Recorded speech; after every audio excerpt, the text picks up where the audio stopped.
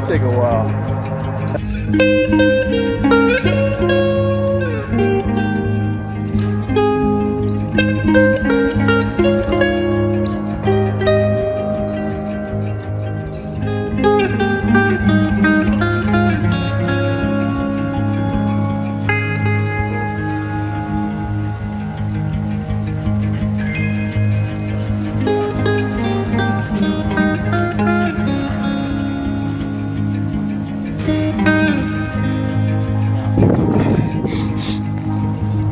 And this is how you come down.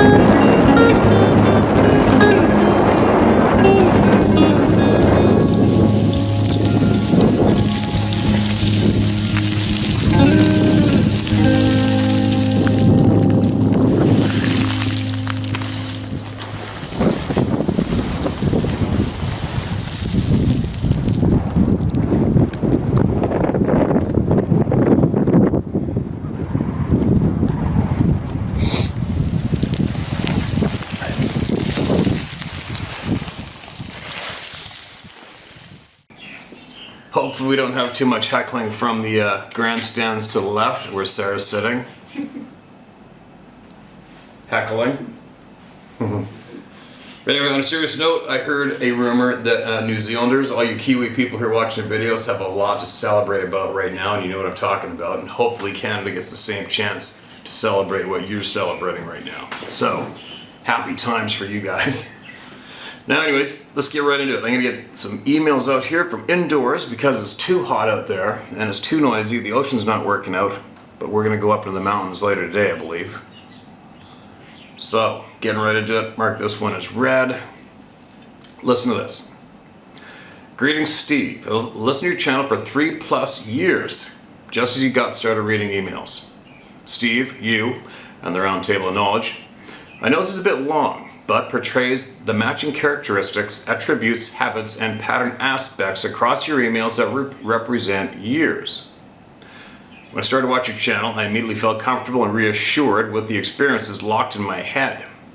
Keep up the fine work you do. Common sense is in short supply these days, and yours cuts through without any doubt. Very refreshing. Thanks for the kind words. Listeners can pick up characteristics that match other submissions or what they have experienced. There are many characteristics that can match into different groupings, letting people know they are not alone. After 3 years now, like you, I am listening for the next new one, but they are getting farther and fewer between, which is good, indicating the list of attributes, characteristics, and behaviors are finite at some point. Behaviors that repeat over and over help paint the picture that gives people understanding and find peace with their own story. Absolutely agreed. You'd believe how many people have emailed me and go, they're all the same ones, the exact same thing, on and on. Get your head out of your ass, right? With attributes, characteristics, and behaviors remaining quite similar over the years, the commonalities are astounding. Finding patterns that still match over half a century, 55 years later, is intriguing. Tens of thousands of people from all over the world reporting for that long can't all be wrong. And they're not. And we cannot fathom the amount of people who have not shared yet. No doubt. Leap back 55 years in my junior high. The auditorium and the lunchroom shared the same space for that half hour. The first 15 minutes, kids ate their lunch. For the second half of the time, our science teacher would show interesting documentaries and films for those that wanted to stay. One day he played the Patterson-Gimlin film. I was 13 or 14 and spent a lot of time in the woods without scouting or just playing. The film was interesting. I had no reason to doubt it. A little camera adjustment there. Our Boy Scout troop spent a lot of time camping. Shortly thereafter, we camped at a spot halfway between Seattle and Mount Rainier in the vicinity of a small store in the foothills with one gas pump and groceries for hikers and campers, complete with a Bigfoot statue, unique for 55 years ago. Today, that would make you think of the movie Harry and the Hendersons. Lots of reports from the Greenwater area. Before cell phones, before digital TV, you either read a book or played outside. Though those of us interested in the outdoors joined the local scout troop, If we didn't have much money, the adults in the troop would drive us to the local military surplus store to buy canvas tents, circa 1950. No nylon then. Sorry, canvas tents, circa 1950, no nylon then. Supplies, wool clothing, knives and packs, etc.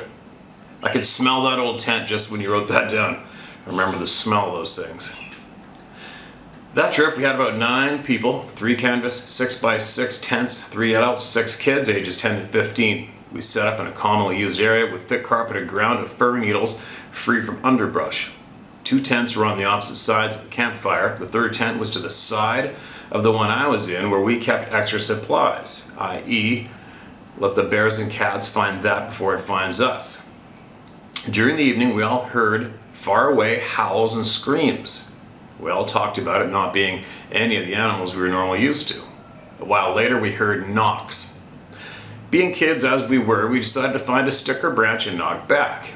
Our hickory axe handle on a nearby hemlock tree had a beautiful resonance. The knocks were repeated and answered for a short while.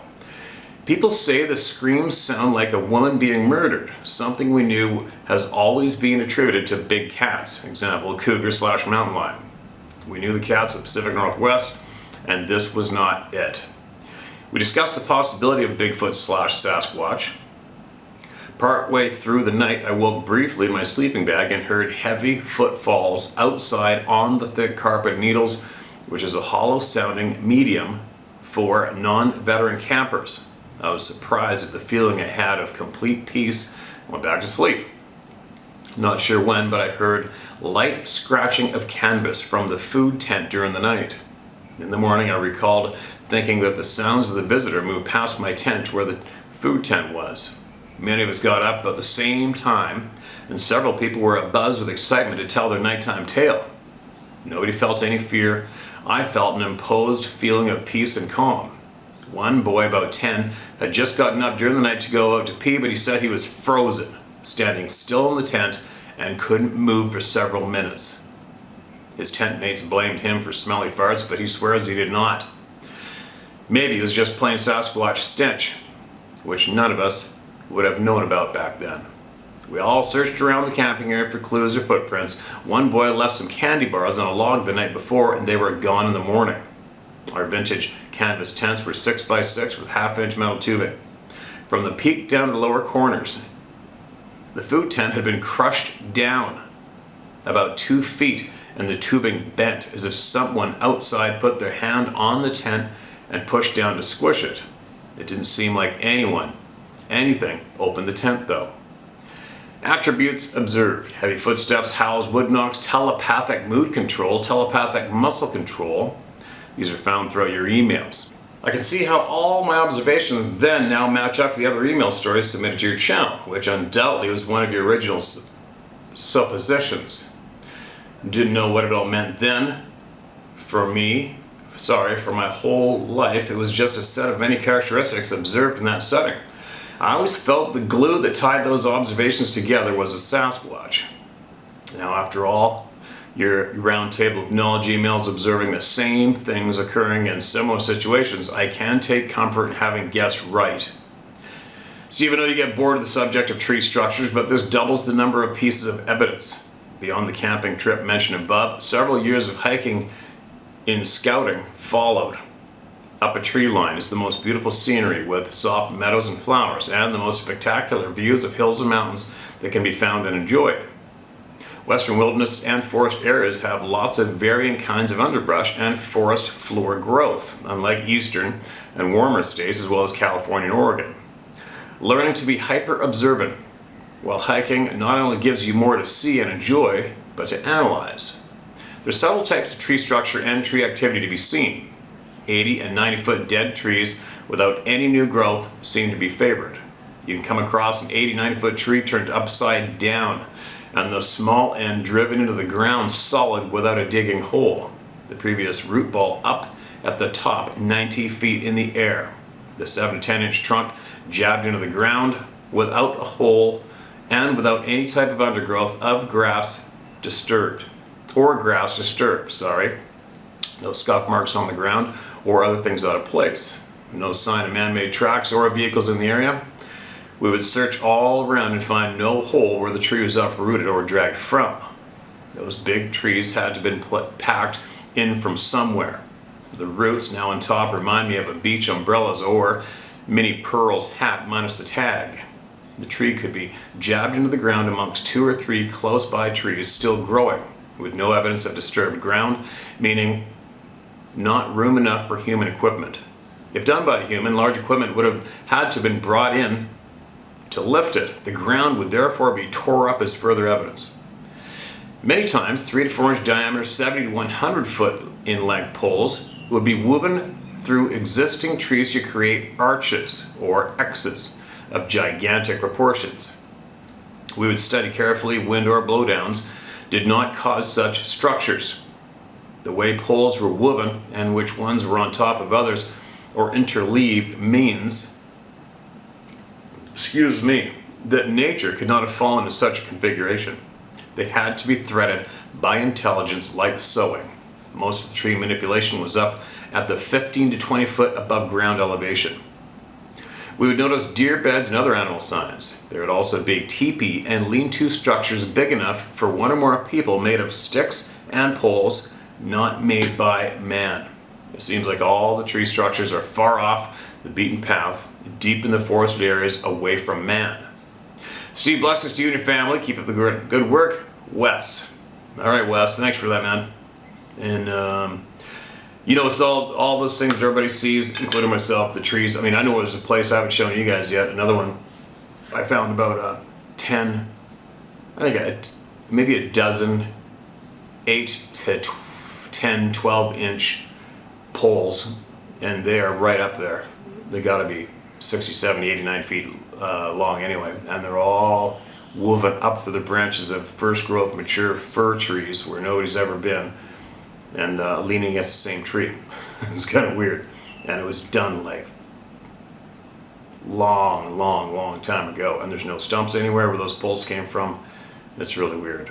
But anyway, it's not that I don't like these things being mentioned. It's just that for me, I don't need evidence myself personally. I don't need it. I've seen the damn things, heard them, know they're there. I want to know. I got a lot more other questions to be answered, right? And I want to smash forward. But in the meantime, I'm not skipping over anybody or any email or any words shared. But it's just for me personally. Okay, another stack of trees, big deal, moving forward. A footprint, whatever. I already knew they left footprints a long time ago. I want to know why we're being lied to. Why?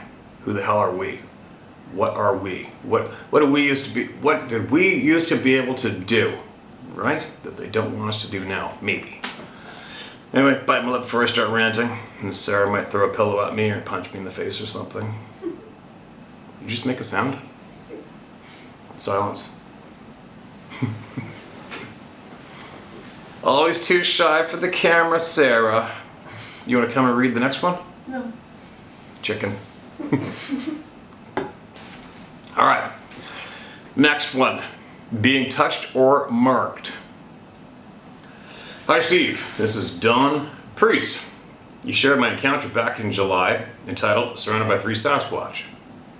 Listening to yesterday's story about I'm Back with the elders, a lot of things clicked into place. A lot of my encounters happened in the UP of Michigan, right where you described in the story, US2/Hiawatha National Forest. I've also had encounters by Atlanta, which isn't far from Traverse City. I had lots of time over 40 plus years of being touched where I would wonder, why me? I do agree with the elders on being of good heart /equality /good spirit. I respect the forest people and the woods. I've been a hunter /fisherman /outdoorsman for all my life, 52 years old. My question I've always asked myself and still don't have an answer is, why me? Why does it mean, what does it mean to be marked /touched by? What does it mean to be touched? I hear the elders say for life. I've never really went looking for them, but they came to me. If anyone has answers, I'm all ears. I've encountered a hell of a lot over the years, from physical encounters to mind speak and vision /nightmares. I've had close 2-foot face-to-face encounters. I've been roared at from 15 feet. I've had star people encounters, orbs. I got videos. I've had encounters with missing time. If you could ask the elders for some answers for me, I would deeply appreciate it, or some direction. I'm comfortable with them and they don't bother me. More like neighbors or friends that you don't see often. I don't want them to go away. I want to learn from them if possible. They have thousands of years of knowledge that could help us. Thanks for all you do, and please keep it up. I got your back, my brother, of the Club of No Return, Don Priest of Michigan. Dan. Sorry, Dan. Dan, that's a chunk, man. Listen, tell you what, one thing for sure, I can guarantee a lot of people listening right now, they're gonna go, you had one 2 feet from your face? They're gonna want to hear about that specific incident and the description. 100%, as well as me. So if you do have time to send that in, type it out and chuck it back at me, I'll share it with everybody. In the meantime, I'll guarantee you, those who know are going to chime in for you. So maybe they will email me and have me share it to you through this route, or maybe they will comment in the comment section below. But either way, if anybody can throw down a bone of knowledge, chuck it to him, all right? He needs some questions answered, without a doubt, just like the rest of us. But I couldn't imagine being in your position with your experiences. That's a holy shit. Holy shit. Okay, here we go. Here's another one. Galloping being on NH Route 16 in the White Mountains. Dear Steve, this happened to me last winter and caused me to seek more information and led me to your group a few weeks after the following incident. I was driving home from night shift at my job in Pinkham Notch in the White Mountain National Forest. It was a half an hour drive. Around 10:30 p.m. I'm always on alert for moose and bear, which can pop onto the road at any time. The night was foggy and wet. Suddenly, about 10 minutes from town, I noticed a movement next to my truck on the driver's side. Excuse me. It was a very large animal running alongside at an angle as though trying to cross Route 16 from left to right. A huge bear? My truck was in the way of it crossing, and I swerved to avoid it. It was doing about 50 miles per hour, and it kept right up for about a quarter mile. His full coat of 6-inch long, silvery black and gray hair undulating. It thrust its hind legs forward so fast it was a blur, and it pushed its long front legs / arms under its body to propel. The head was tucked down in the dark. I maintained my speed, and the creature kept right up, not tiring at all. Suddenly, the movement turned into a hyperspeed blur, and it launched forward in front of my truck and jumped the guardrail near a stony brook to my right and disappeared, and it was not a bear. I spent a lot of time alone or with others on the mountains of NH and ME with many large animal encounters and never saw anything like this before. It opened my eyes that these Sabe beings are around, and now as I hike the deep woods with my dog, I notice strange things like uprooted sapling tree trunks and roots stuck onto the ground upside down, carefully arranged identical stones and patterns on the path, and feelings of not being alone. I do as you do, quietly saying and deliberately thinking that I am simply passing through and I have no desire to mingle with or bother others on trail. I travel with my dog and a loaded 9mm just in case. So far, I've been left alone. I bump into through hikers doing the Appalachian Trail and sometimes give them a ride to town. So far, no one has admitted to any encounters, but I always ask if they have noticed anything strange on the trail. Keep up this important work, and sharing the truth is very helpful. You can use my name, Vicky. Vicky, that's a holy shit moment.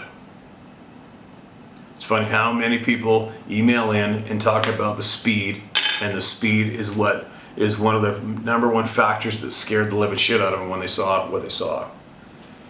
I can't imagine seeing something like that myself. That would just make you go, what in the absolute hell did I just see? And did I even see it? Right? But you're not alone. There has been so many people email in with the exact same description, exact same experience. crazy. Some crazy shit going on out there, I'll tell you what. Holy cow, here's a book. Alright, I'm gonna go for it. Going for it. Alright, here we go. Natural law, the key to fitting together the puzzle pieces. Share my name at the end and anything else in this email. Alright. Steve, this is the 5th time I've sent this email. Forgive me if you end up coming across it more than once, twice, but I know it is very important to the fitting together of your and others' puzzles. I'm resending it today in response to your question of why on your October 7th, 2021 video. I've been watching your videos, binge watching them actually, for the last few weeks. I do not have a Sasquatch story, but I have some information that's very relevant to the Sasquatch situation. It'll take a bit to lay out, but I'm sure you'll find it enriching. Alright, here we go. Today's video from March 1st, Angry and a Caution, 2021 I believe, as I'm resending this years later in 2023, was very powerful. The powerful part being when you were talking personally, what's going on in the world. I felt compelled to chime in. First off, you're not babbling, not to me. You're talking very clearly, even profoundly. I've been studying the occult for years now. Hear me out. The word occult simply means hidden from sight. Occultism is the study of hidden knowledge. This occult knowledge can be used for evil, the dark occult, or for good, the light occult. I'll quickly share some of what is contained in this occult knowledge, hence I will de-occult it. It must be stated right here. You are correct, there are dark people running this planet, dark occultists. A dark occultist uses this hidden knowledge as a power differential against those that do not know it, those they wish to control. For if those they wanted to control knew this hidden knowledge, they would be uncontrollable. This knowledge is the foundation of all religions, of all the mystery schools. That said, here's some of the esoteric knowledge. Wisdom is not what we know, but what we do with what we know, our actions. Our actions are what these dark occultists must control. This is where rights are rooted in. Our rights refer directly and in exact proportion to our actions. Our rights are anything that does not cause harm to another sentient being. Thus, wrongs or wrong action, that which is wrong to do, is the opposite of our rights. A wrong is anything that does cause harm to another sentient being. All wrongs are a form of theft, the taking of something that does not belong to you. A wrong is the initiation of force causing harm, or in other words, violence. It needs to be stated that self-defense is never violent. If someone initiates harm unto you, then you have the right to defend against such actions, up to and including the taking of the offender's life. These are the true 7 deadly sins. Murder, the taking of life that does not belong to you. Stealing, the taking of property that does not belong to you. Willfully lying, the taking of someone's ability to make an informed decision. Assault, the taking of someone's bodily security. Trespass, the taking of someone's security in their living space.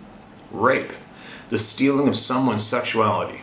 Coercion, the stealing of someone's free will, decision making. What this dark ruling class has done is they have obfuscated this truth from those they wish to control. They have occulted it to their benefit. The above rights and wrongs are natural laws governing the consequences of the behavior, actions of those beings with the ability to know the difference. Beings with free will, or in other words, humans. Rights and thus wrongs can be definitely known. No one needs to believe me. It can be observed to be the case to be true. This is moral objectivism. This is the law of God / universe / nature / creation, whatever you want to call it. The dark ruling class has convinced humanity throughout the millennia that there is no moral objectivity, that rights are granted by an authority, meaning other men. This is a moral relativism, that the truth cannot be definitely known, that men get to make it up as they go. The monarchs of the times past would decree their right to rule. Over time, people became hip to this and could see through this lie. The monarchs of the old didn't go away. These families just went into the background and created a front from which they can rule from. This front is known as government.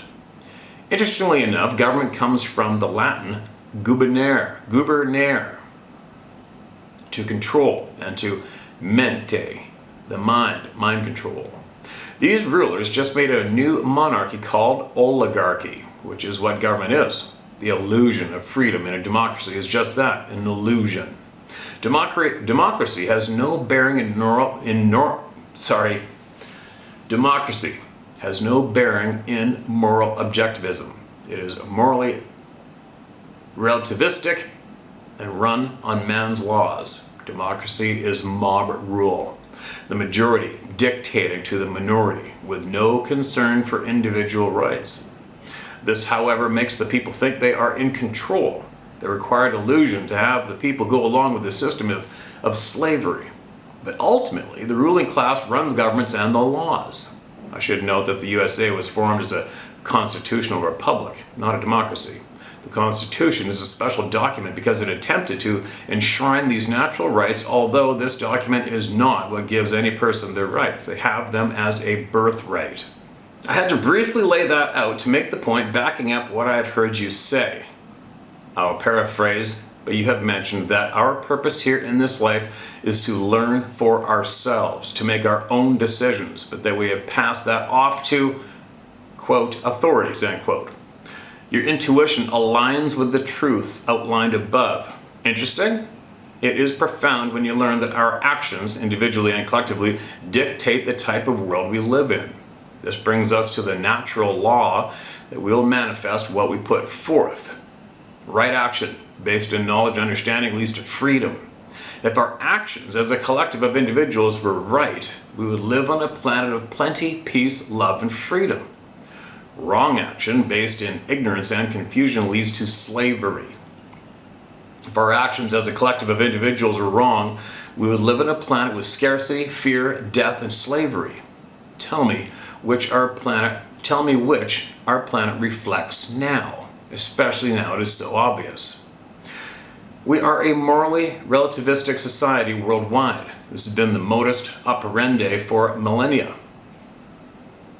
To keep the people from understanding their rights. Instead, legal systems, man's law has become the norm, convincing people that what is legal is what is right. Nothing can be further from the truth, and even though some laws do happen to be right, absolutely agree with that one. Holy shit. Let me reiterate that actions are the third part of a trinity of being. Actions are based on a person's understanding, which is in turn based on the information someone takes in.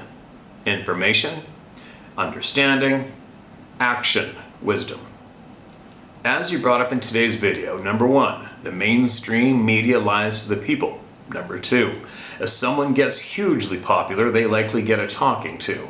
Number 3, you yourself did not follow the mainstream media because you are aware of the lying. Number 4, you quit listening to Joe Rogan when you detected the obvious censorship going on his platform. I used to listen to Rogan too and stopped for the same reason. What is the common link between all those points? The control of information. Why?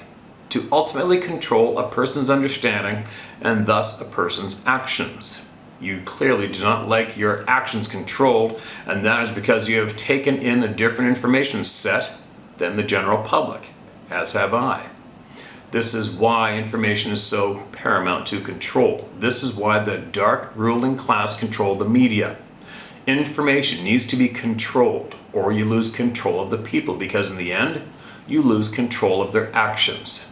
Fear is an effective tool to get a person to take in the information you want them to take in, which sends them down the path to being a controllable moral relativist. I hope I explained that well enough, because it applies to everything from vid to Sasquatch to 9/11 to whatever else you care to lay it over. Herein lies your answer to the question you have postulated, where you have wondered what it is that makes people act like sheep, hiding from people what their rights are, and thus the rights of others. Do this through the control of information using fear. I hope it is already becoming clear. This explains what is going on with the CVID. Fear, thus leading to propaganda, information, thus leading to the erroneous understanding, leading to wrong action. How do we know this situation is wrong? The seventh deadly sin, coercion. This whole thing is coercion. There would be no pandemic if it wasn't being forced, if it wasn't being enforced violently by the state and all the order followers. Yeah, let me read that one more time. There would be no pandemic if it wasn't being enforced violently by the state, right? And all the order followers. Going back to step one, there would be no pandemic if everyone stopped watching their TV and taking in that information, fear. Finally, ending with Sasquatch. People who have been brought up to believe in authority are in a fearful state. Why do people get ridiculed, harassed, harmed, fired from jobs, etc. for telling others about the experiences they have had with Sasquatch? Because those they tell have lost the ability to think for themselves. Well, bingo. There's a great sentence there. If the, quote, authority, end quote, hasn't said it or acknowledged it, then it is nonsense. There you go, right? I gotta read that again. I have to. One more time, just to make sure everybody didn't miss it. Finally, ending with Sasquatch. People who have been brought up to believe in authority are in a fearful state. Why do people get ridiculed, harassed, harmed, fired from jobs, etc. for telling others about the experiences they have had with Sasquatch? Because those they tell have lost the ability to think for themselves. Just put that on a friggin' t-shirt. If the authority hasn't said it or acknowledged it, then it's nonsense. Holy shit, does that ever need to be read out loud on mainstream 50 times a day? People are harassing and harming others, assault, for telling their experience, are people who have no understanding of rights. These are people who are in that state of fear, as shown is the case of people who are under the control by this dark ruling class. As you have said, Steve, people react in these ways out of fear. They do not want to acknowledge this might be the reality. Like anything else then, the Sasquatch situation and how the authorities and the people who believe in these authorities react to it is all about control of the people, starting with the control of information. What a frickin' awesome paragraph that was. Very interesting how you have mentioned that, quote, people need to get out of the fear and tell their stories, as well as get back out into nature, end quote. That is exactly right. Excuse me. In other words, you're saying people need to take back control from, quote, authorities, end quote, which would include authority of Sasquatch itself, right? Whether from the side of the storyteller or the person listening to the story.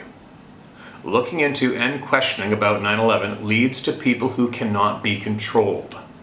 Looking into and questioning about C-19 leads to people who cannot be controlled. Looking into and questioning about the Federal Reserve and private central banking leads to people who cannot be controlled. Looking into and questioning about our true spiritual nature leads to people who cannot be controlled. Looking into and questioning about Sasquatch leads to people who cannot be controlled. I hope I've done a decent job of explaining the underlying principles tying all these seemingly separate things together.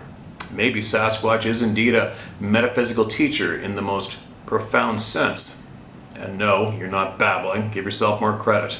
We are in a spiritual war, good versus evil. Thanks, Steve. Ian Wayland. Please feel free to use my name. All right, here we go. Mark Passio, P-A-S-S-I-O, of What on Earth is Happening, and that's actually a domain name, whatonearthishappening.com, is someone everyone needs to get familiar with. This is my daily recommendation of someone people need to hear. There's no other teacher like this man. You will discover through his work why the world is the way that it is and our roles, unknowingly, in this manifestation, as I described above. Well, I sincerely hope that everybody stayed as focused as they could on me hopefully not butchering that email to all of you, because that is one hell of a frickin' email in. It is to me anyway. And maybe I should even possibly, I might do this, I'll mark this so I don't lose it. I think I would like to